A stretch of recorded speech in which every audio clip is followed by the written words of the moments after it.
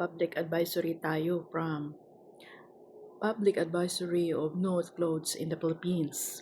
As April 2026, Philippines authorities under the DILG Safer Cities Initiative have intensified ban on being topless or shirtless in public place.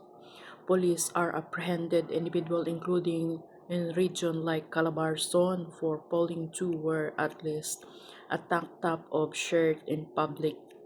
City Local Ordinance regarding public decency.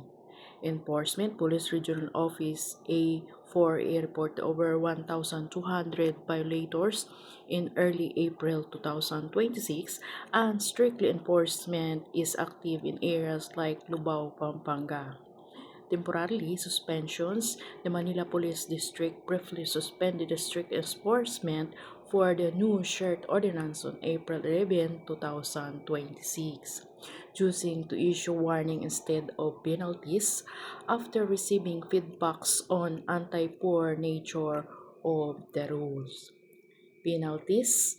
Penalties can include fines 500 pesos in some areas and community service, which are strictly enforced particularly in urban areas and for public ordinance maintenance.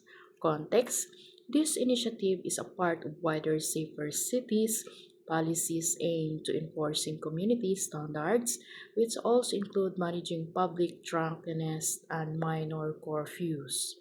Advice: ensure you are properly clothed, wearing a shirt when walking or spending time in a public, non-beach area and the Philippines to avoid fines or warnings. So, thank you for watching. Dapat na matuto tayo sumunod sa batas para magkaroon naman tayo ng decency. Thank you for watching.